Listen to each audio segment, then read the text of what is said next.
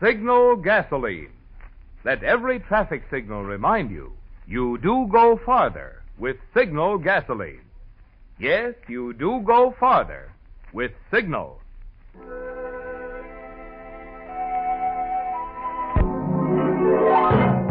The Signal Oil Company and your neighborhood signal dealer bring you another curious story by The Whistler.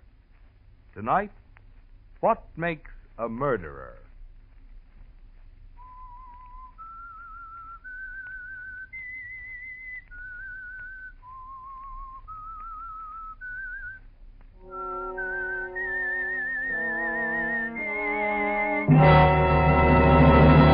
I am the Whistler, and I know many things, for I walk by night.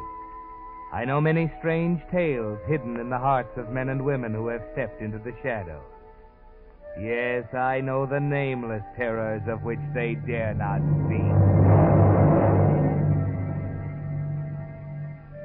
Murder is a peculiar affair.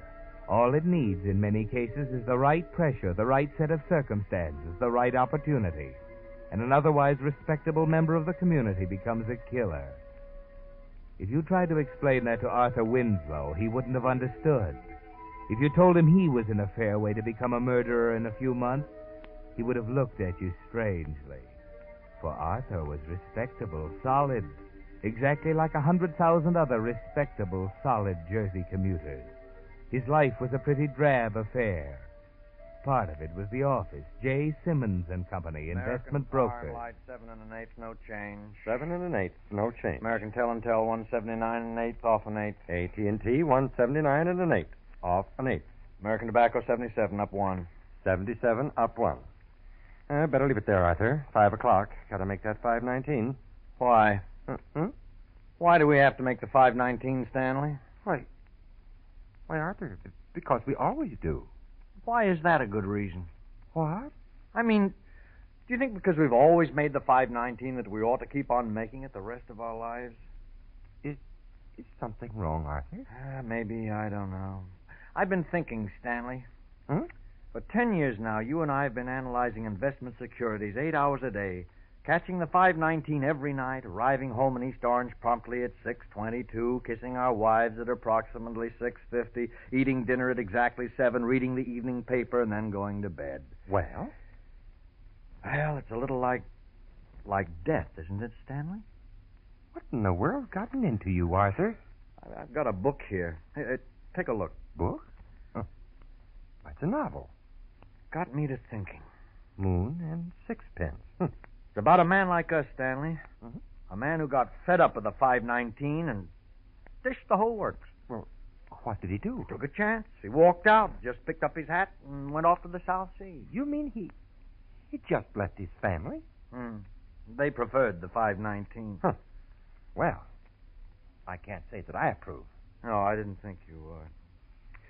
Well, you better hurry along, Stanley. You'll miss your train. Yes, but what about you? Well, tonight, just for a change, I believe I'll catch the 5:55.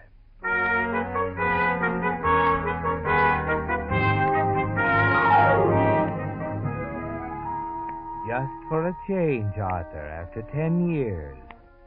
You walk slowly down Broad Street, deliberately casual, noticing the swarms of hurrying commuters objectively, as if for the first time. It's pleasant strolling along like this, taking your time, stopping to look in a window now and then. Finally, you stop at a cigar stand. Have you got a pack of cigarettes? Well, if you can smoke 'em. Yeah, here. 18 cents. 25 and 50. Thanks. Yeah. Say, what's that back there? Oh, you interested in bangtails? Huh? Bangtails, horses. Opening a Pimlico tomorrow. Hey, come here. Sure. Now, there's the board. Take your pick. Current out in this column. Huh. Pink Lady. Mike the Third. Big Bonanza. Moon and Sixpence. Hey, what's that, Moon and Sixpence? Top horse in a parlay. Don't know nothing about them, though. Harley, what's that? You don't know what a parlor is? No, I don't. Oh, well, okay. Well, in that parlor there, you got 3 horses, see? Yeah. Now, you put your dough on Blue Bonnet in the first. If he comes in, the dough goes on Glowworm in the second. If he comes in, the works rides on Moon and Sixpence in the third. Get it?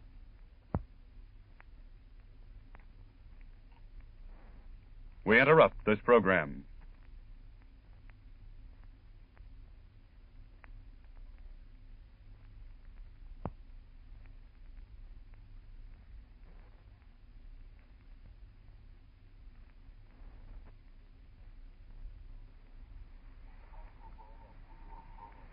The B-29s are back in the war. The superfortresses, which have been the major factor in bringing Japan to her knees these past few weeks, have dropped high explosive and incendiary bombs on the Marifu Railroad Yard, the first purely rail target to be hit in Japan. There was no Jap fighter or flak opposition. It was the first heavy bombing Japan has received since last Saturday, the 11th. And during the 3 days that the very heavy bombers have rested at their bases, the diplomats have taken over to consider Japan's reluctant offer to surrender. However, the diplomats haven't done so well. If the tension here in the Pacific is any standard of judgment, the Japs have succeeded in conducting a fairly effective war of nerves against us by their failure to reply to the Allies. So now, General Spot's strategic bombers are back over Japan, dropping explosive reminders to the Nipponese people they had better surrender or else. It is a feeling here that the superforts were sent to Japan as an allied prod for Hirohito and his ministers to make up their minds. If they don't, Japan can expect more of the same treatment. As a matter of fact, today's bombing is continuing right now. More and more bombers are over the Jap homeland, and the bombs away signal will come back to Guam many more times today. The Marifu rail yards and shops were hit by the 313th Wing of the 20th Air Force based on Tinian. 3 B-29 groups plastered the area with high explosive bombs. The rail yards form one of the most critical bottlenecks in the Japanese railroad system, serving the double-track rail line that runs from Tokyo to Kobe and along the inland sea of Japan. Interruption of traffic on this line will first of all affect the Jap oil supply, and more important, it will affect the critical Jap food shortage already desperate in Japan's big cities. The strategic air forces are not playing tag in this operation. Japan right now is being hit and being hit hard. The process will continue until we receive that notification of unconditional surrender, or wrest it from the hands of the emperor himself when we take his imperial castle in Japan itself. If they want it that way, that's the way they're going to get it. And this is Bill Downs in Guam returning you to CBS.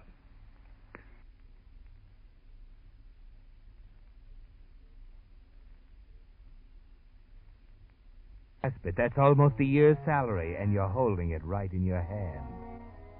You just walk the streets for an hour or two, thinking, gradually realizing what happened.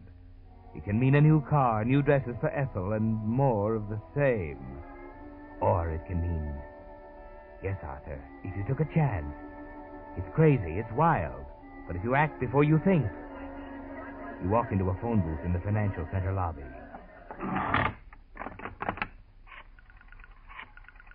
The South Seas, no more figures, no more 519. Hello? Brighton Travel Agency? I'd like to inquire about a reservation to, let's see, to Florida. Yeah. The name? Oh, yes, the name is, Charles White.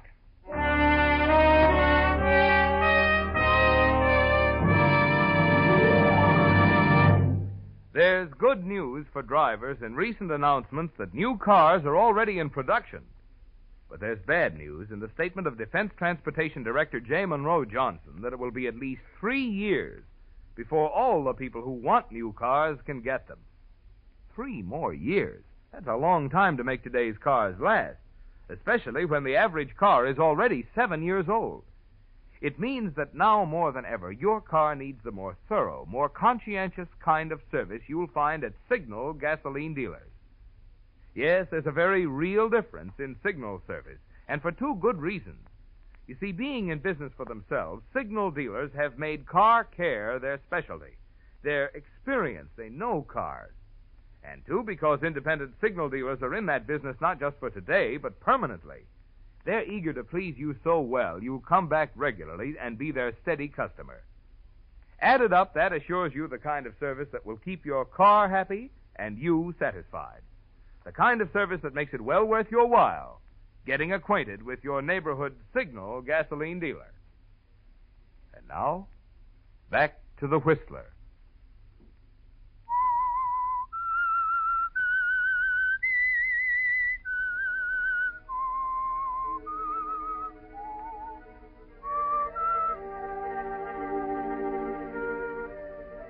Yes, murder can strike anywhere, even among quiet, drab little people like Arthur Winslow. He has no way of knowing it, of course, as he buys a first-class reservation on the train to Florida. His only thought now is that this will be escape at last. New clothes, new luggage, a new name, and a new life. No 5:19 tonight, Arthur. It's the 7:30 to Florida and Waypoint.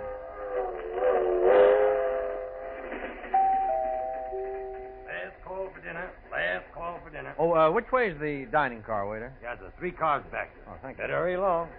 Last call for dinner. Okay. Oh, I'm sorry. Oh, that's quite all right. It isn't either. I wasn't looking. Well, neither was I. Where is it?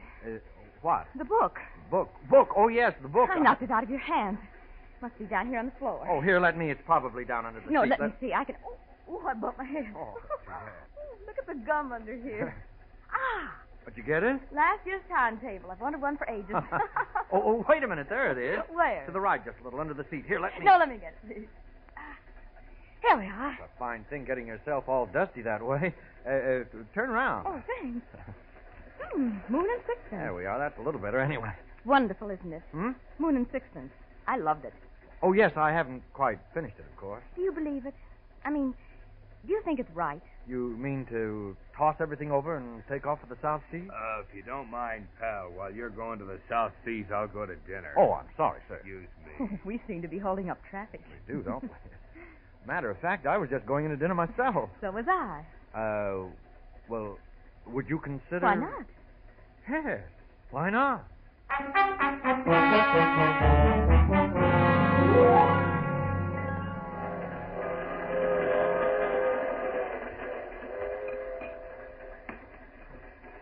You know, I think Moon and Sixpence was a wonderful story. Of course, I can't say it was very realistic. Oh, what do you mean?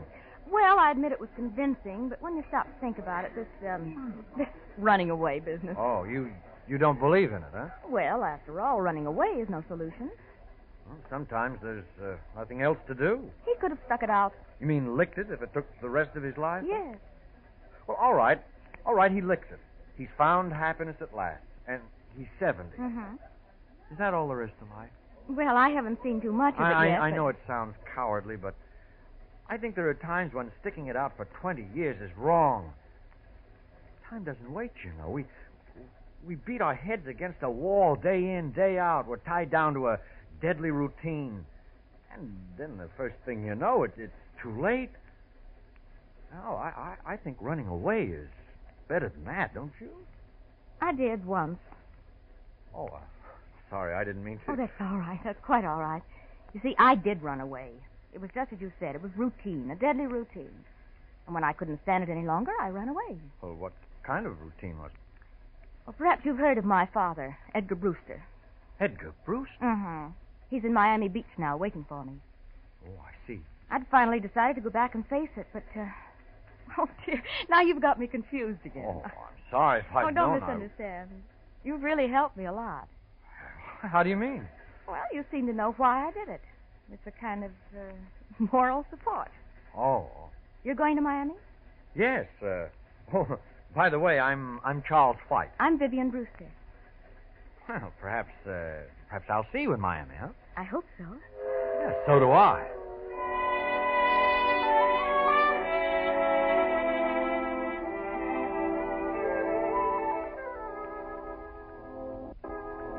The daughter of Edgar Brewster. It's fantastic, isn't it, Arthur? You talked with her, had dinner with her. She even said she hoped you'd meet in Miami. But the first week goes by in the hotel set on the shore looking across Biscayne Bay. It's beautiful. But you aren't conscious of anything except Vivian. You wait for a call, but it doesn't come. You begin to realize how ridiculous it is. Of course, she's forgotten about you. You were just someone to talk to, a traveling companion. You can't hide the Jersey commuter under that Palm Beach suit. And then...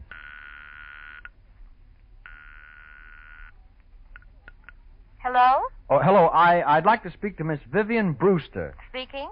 Oh, this is Charles White. Well, hello, Mr. White. I thought you'd forgotten me by this time. Oh, no, not at all. I thought we might have a drink together or something. Well, why don't you come out? Mean to your house? Of course. Father would love to meet you. Your father? Yes. What about it? When? Oh, tonight. All right. Tonight.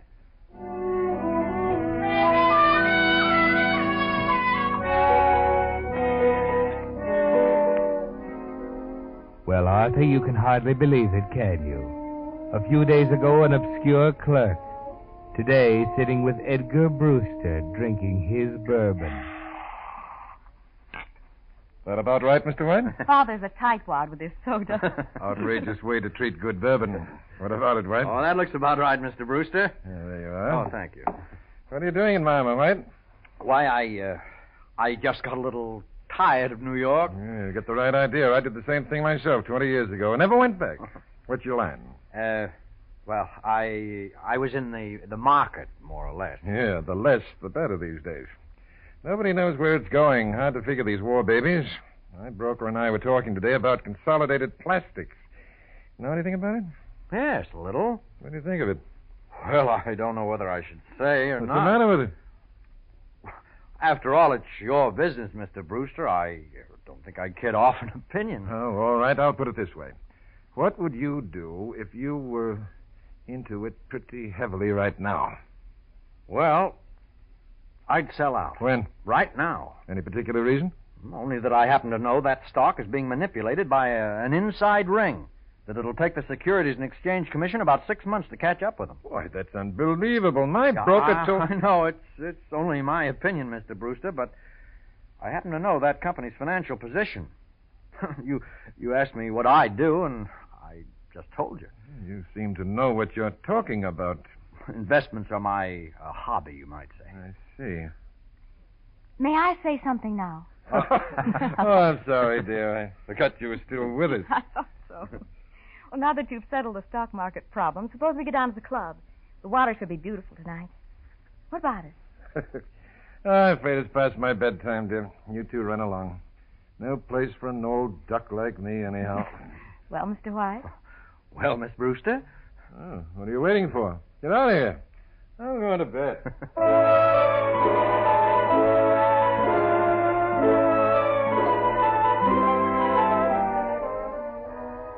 And that was the beginning, wasn't it, Arthur? That $1,800 was a magic door opening up a thrilling new life for you, and incidentally bringing you closer to murder. The next 3 weeks passed like a dream. More nights at the beach club, dancing in the open under the stars, with Vivian in your arms. Vivian. Yes? Vivian, why is it you've never asked me about myself, my background, where I came from? Oh, I don't know. Maybe because it doesn't matter. You know, I wasn't going to tell you, but I think perhaps I'd better. Will it make any difference? About us? Yes. Uh-huh. Yes, it will make a difference. It'll make a lot of difference. Well, then don't tell me. I really don't want to know. No, but Vivian, you... Please. Oh, darling. Darling, did I ever tell you I like you very much? I'm glad, Charles. I'm so glad.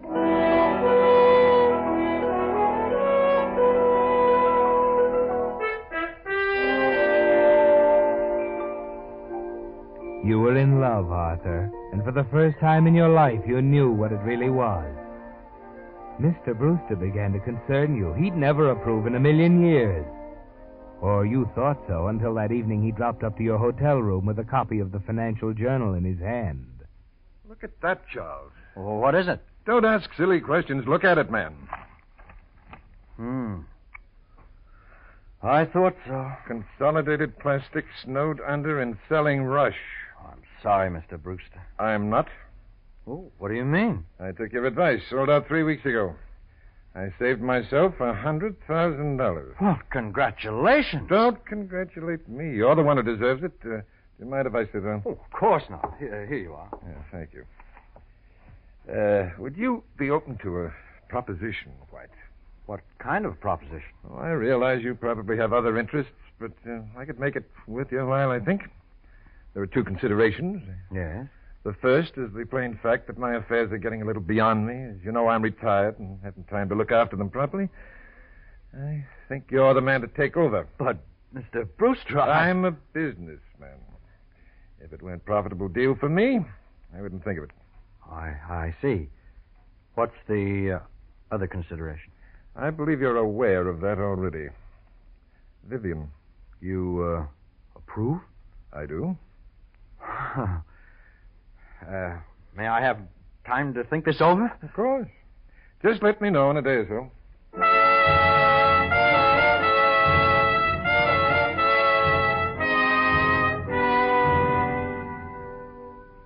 There it is, Arthur, brief and to the point. Everything you ever wanted right in the palm of your hand. Open sesame, he said, and there it was. You go into the bar downstairs to think. There's only one thing in your way now, Ethel. You can't run away from that. You've got to make her see your side of it. You've got to go back to her and face it. Make her give you a divorce. You walk out of the bar, through the door, into the hotel lobby. And just as you're rounding the corner by the desk, something stops you in your tracks. This is Ethel Winslow, 5769 Laurel Road, East Orange, New Jersey. Is that all you want? Thank you, madam.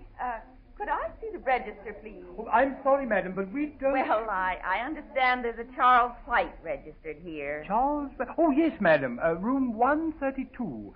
Is he a friend? Yes. Will this help? Oh, well, in that case, I could give you room 131 next door. The windows open onto the same balcony. Oh, very well. 131.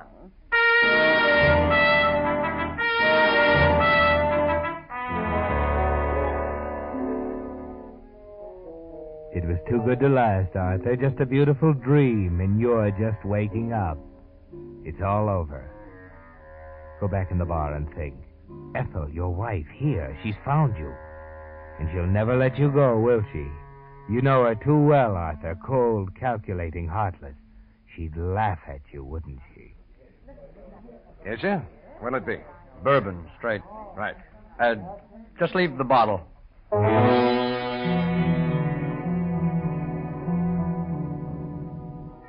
You're beginning to see now, Arthur, what makes a murderer. You couldn't get away from her. Just as Vivian said, you can't solve anything by running away. All you get is a build-up to nothing. Whatever made you think you could talk her into a divorce? There's no other way out, is there, Arthur? You sit in the friendly darkness of the bar all afternoon, late into the evening, thinking. It's almost 11 when you make up your mind. There's a phone booth near the door.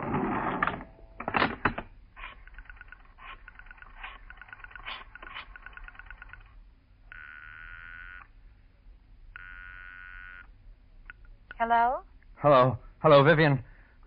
Vivian, I have to talk to you. It's important. Why, Charles, what's the matter? Never mind. Just listen to me, Vivian. Just listen. I'm a phony.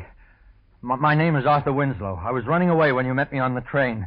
I'm just an investment clerk. I have no money. I have nothing. Just $1,800 I won in a horse race. Listen, Vivian, I got a wife in East Orange, New Jersey. I've hated her for 10 years. I'd rather be dead than go back to her. I'm not going back to her. I'm telling you this, Vivian, because I love you more than I ever dreamed I could love anyone.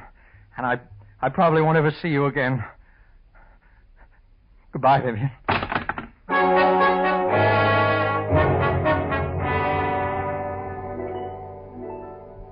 11 o'clock, Arthur. You've got it all planned. Ethel is asleep in her room, room 131. A balcony connected with yours. It's easy, isn't it, Arthur? Yes, there she is. And she's asleep. You take a firm hold on the heavy brass candlestick you picked up from the mantel in your room. A blunt instrument, the police will say. You can hardly breathe, Arthur. Your stomach is full of ice water. You feel your heart's going to burst. Careful, Arthur. Careful.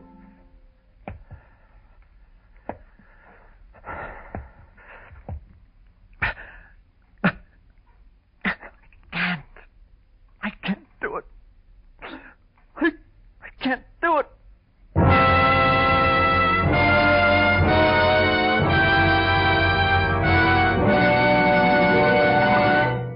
The Whistler will return in just a moment with the strange ending of tonight's story. Meantime, a word about teeth and tires. They have a good deal in common, you know. For the good of your teeth, you see your dentist twice a year so he can catch small cavities before they grow big and endanger the tooth. And for the good of your tires, it's equally important to have your Signal gasoline dealer inspect them regularly so any small injuries can be repaired before they spread and ruin the carcass. Or so he can warn you before your tread is worn too thin for proper retreading. You'll find your Signal gasoline dealer is completely equipped to give you the finest in modern tire repair, whether it's a small patch or a full recap.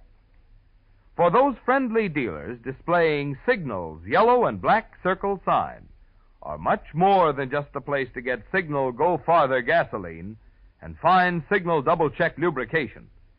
Each Signal dealer offers a complete line of automotive services and fine accessories to help your car run better, look better, and last longer. And now, back to the Whistler.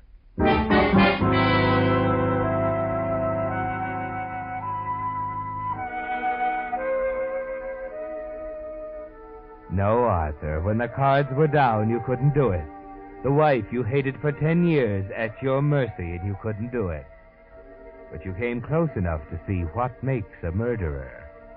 And now you're standing over her. I can't do it. Arthur! I'm sorry, Ethel. I'm sorry I woke you up. Well, turn the light on. Don't stand there. Yes, Ethel. Oh, hand me my other slipper. Yes, Ethel. Well, you thought you could get by with it, didn't you? No, Ethel, I didn't. Don't deny it. I know what's been going on, and I can prove it, you philanderer. Ethel, I tell you... What did you say? Well, I have a complete report on your activities for the last month. You weren't very clever, Arthur. The detectives say you left a trail a child could follow. What are you getting at, Ethel? Charles? Listen, there's someone knocking on your door. A woman. Ethel, come back. Where are you going? This door, Miss Brewster. Oh, Vivian. A pretty picture. And you have the crust to ask me what I'm getting at. I've known about Miss Brewster all along. In fact, we've had a little talk. And for your information, Arthur, I'm leaving for Reno in the morning. In view of what's happening, I don't think you'll feel it's wise to contest the case. Contest it? We've waited 5 years for a chance like this. We? Mr. Dinwiddie and I. Mr. Dinwiddie. Mr. Dinwiddie. Arthur, what in the world were you doing with that brass candlestick?